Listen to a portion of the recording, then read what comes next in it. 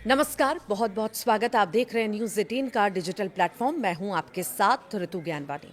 Iran के नए supreme leader Mushtaba Khamenei को लेकर बड़ा खुलासा हुआ है। अमेरिकी और इजरायली हवाई हमलों से इसलिए बच गए क्योंकि मिसाइलों से उनके घर पर हमला होने से कुछ मिनट पहले ही वो अपने बगीचे में टहलने के लिए बाहर निकल गए थे। 28 फरवरी को इजराइल अमेरिका ने ईरान पर अटैक किया था और उसी अटैक में मुश्तबा खामेनेई के पिता अली खामेनेई की मौत हो गई थी। ईरान के नए सुप्रीम लीडर मुश्तबा खामेनेई बहुत लकी निकले।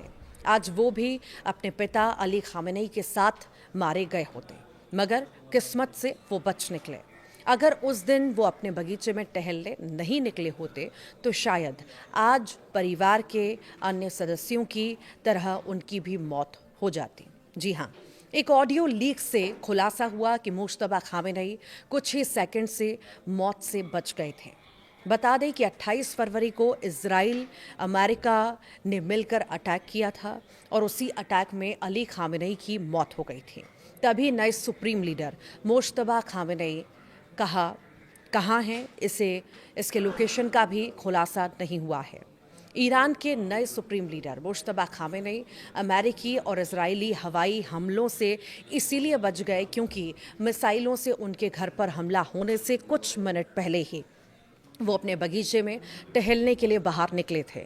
जिस अमेरिकी इजरायली अटैक में उनके पिता अली खामेनेई और अन्य परिवार को मारा गया, उसी में मुश्तबा खामेनेई को भी टारगेट किया गया था, मगर उनकी किस्मत अच्छी रही और वो घर से बाहर निकल चुके थे, जिसकी वजह से वो मिसाइल अटैक में सेकेंड के अंतर से बाल बाल बच गए।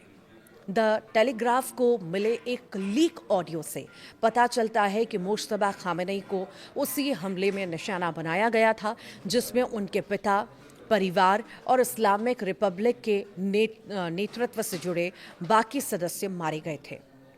28 फरवरी को स्थानीय समय अनुसार सुबह लगभग 9:32 पर जब इजरायली ब्लू स्पैरो बैलिस्टिक मिसाइलों ने उनके आवास पर हमला किया, उससे कुछ ही पल पहले वो कुछ काम से बाहर चले गए थे।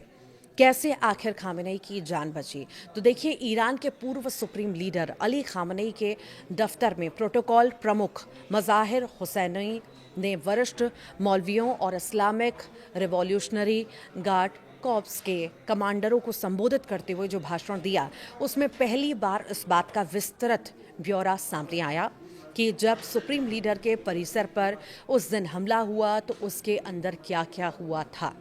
उनके भाषण की एक रिकॉर्डिंग द टेलीग्राफ के हाथ लगी है। ऑडियो के मुताबिक मज़ाहिर हुसैनी ने खुलासा किया कि इन हमलों में मुश्तबा खामेनेई के पैर में चोट लगी, जबकि उनकी पत्नी और बेटे की मौके पर मौत हो गई और उनके साले का सिर धड़ से अलग हो गया। खामेनेई के सैन्य ब्यूरो के प्रमुख मोहम्मद शिराजी का शव भी टुकड़े टुकड़े होकर बिखर गया था। 12 मार्च को तेहरान के गोलहक इलाके में हुई एक बैठक में हुसैनी ने बताया कि उनकी पहचान करने के लिए उनके शरीर का महज कुछ किलो मांस ही मिल पाया था। आखिर कहाँ रहते थे मुश्तबा खामेनेई? दरअसल मौजूदा supreme leader Mushtaba Khamenei Iran की राजधानी तेहरान में उसी परिसर में रहते थे जहां उनके पिता रहते थे, और इसी परिसर में एक धार्मिक सभागार भी था जहां अली खामेनेई भाषण दिया करते थे। साथ ही खामेनेई के अन्य बच्चों के घर भी इस परिसर में थे। 28 फरवरी को जब मिसाइलों ने परिसर पर हमला किया, उस समय अली खामेनेई और वरिष्ठ सुरक्षा अधिकारी एक बैठक के लिए वहां जमा हुए थे। उस अटैक में आखिर कौन कौन मरा और कैसे बची है मुश्तबा की जान? तो देखिए, इस हमले में आखिर मारे गए लोगों में IRGC प्रमुख मोहम्मद पाकपूर, ईरान के रक्षा मंत्री अजीज नासिर जादे और अली खामेनेई शामिल थे। हुसैनी ने ऑडियो रिकॉर्डिंग में कहा कि अल्लाह की यही इच्छा थी कि मुश्तबा किसी काम से आंगन में टहलने जाएं और फिर वापस लौटें। हुसैनी के मुताबिक मुश्तबा बाहर ही थे और ऊपर के मंजिल की ओर जा रहे थे, तभी इजराइल ने एक मिसाइल से इमारत पर हमला किया। इस अटैक में उनकी पत्नी उसी वक्त उनकी जान चली गई। मुश्तबा खामेनेई का हेल्थ अपडेट भी आपको दे देते हैं। तो हुसैनी की माने तो मुश्तबा खामेनेई को केवल पैर में मामूली चोट लगी है अल्लाह का शुक्र है कि उन पर बस थोड़ी धूल और मलबा गिरा, लेकिन वे पूरी तरह से सुरक्षित बाहर निकल गए।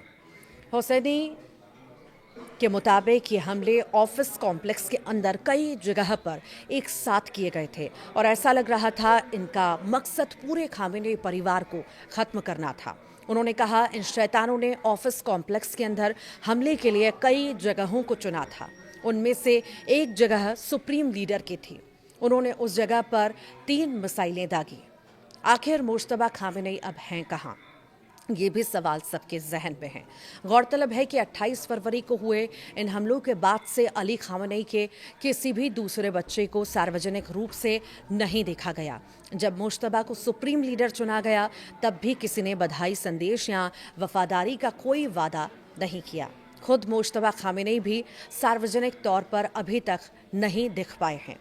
युद्ध शुरू होने के बाद से या उनके चुनाव के बाद के 18 दिनों में उन्हें बिल्कुल भी नहीं देखा गया। इस दौरान ट्रंप ने दावा किया कि वो कोमा में हैं।